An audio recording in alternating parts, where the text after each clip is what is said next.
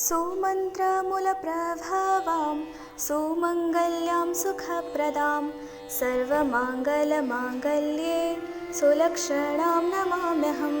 अद्यलक्ष्मी सदा कल्याणाम् आरोग्यं सुखमङ्गलं बुद्धिं सरस्वतीं देहि जाया लक्ष्मीं नमाम्यहम्। प्रसन्नवरदां देवीं शङ्खचक्रगदाधरां सर्वमङ्गलदात्रीं च महालक्ष्मी नमाम्यहम्।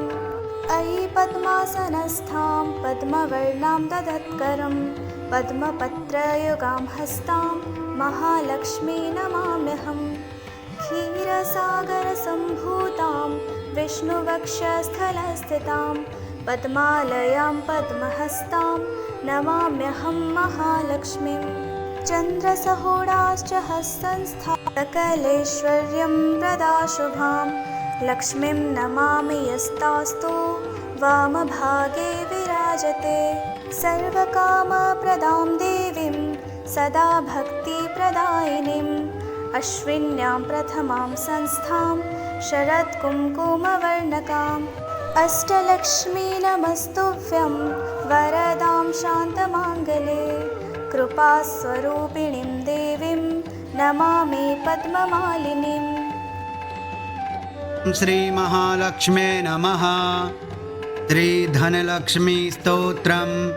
धनदा उवाच देवी देवमुपागम्य नीलकण्ठं मम प्रियं कृपया पार्वती प्राह शङ्करं करुणाकरं।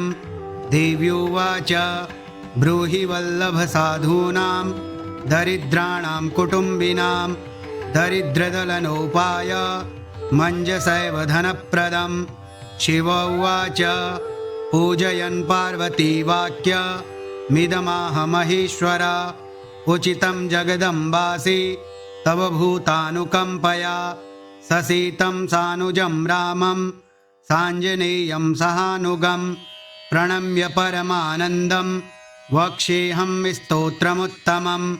धनदं श्रद्धानां सद्यः सुलभकारकं योगक्षेमकरं सत्यं सत्यमेव वचो मम। पठन्तः पाठयन्तोऽपि ब्रह्मणैरास्तिकोत्तमैः धनलाभो भवेदाशो नाशमेति दरिद्रता। भूभवांश भवां भूत्यै भक्तिकल्पलतां शुभां प्रार्थयत्तां यथा कामं कामधेनुस्वरूपिणीं।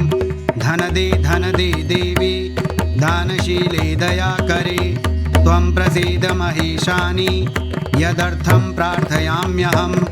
धरामरप्रिये पुण्ये धन्ये धनदपूजिते सुधनं धार्मिके देहि यजमानाय सत्वरं। रम्ये रुद्रप्रिये रूपे रामरूपे रतिप्रिये शिखि सखमनोमूर्ते प्रसीद प्रणते मयि। आरक्तचरणाम्भोजे सिद्धि सर्वार्थदायिके दिव्याम्बरधरे दिव्ये दिव्यमाल्यानुशोभिते समस्तगुणसम्पन्ने सर्वलक्षणलक्षिते। शरच्चन्द्रमुखे नीले नीलनीरजलोचने चञ्चरीकचमूचारु श्रीहारकुटिलालके मत्ते भगवती मातः कलकण्ठरवामृते।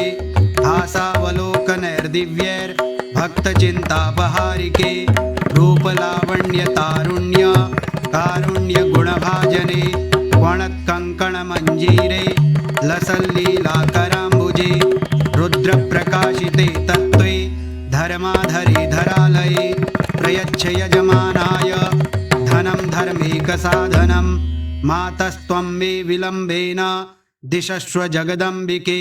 कृपया करुरागारे प्रार्थितं कुरु मे शुभे वसुधे वसुधारूपे वसुवासववन्दिते। धनदे यजमानाय वरदे वरदा भव ब्रह्मण्यैर्ब्राह्मणः पूज्ये पार्वती शिवशङ्करे। स्तोत्रं दरिद्रता व्याधि शमनं सुधनप्रदं श्रीकरे शङ्करे श्रीदे प्रसीद मयि किङ्करे। पार्वती प्रसादेन सुरेश किङ्करेरितं श्रद्धया ये पठिष्यन्ति पाठयिष्यन्ति भक्तितः सहस्रमयुतं लक्ष्यं धनलाभो भवेत् ध्रुवं धनदाय नमस्तुभ्यं निधिपद्माधिपाय च भवन्तु त्वत्प्रसादान्मे धनधान्य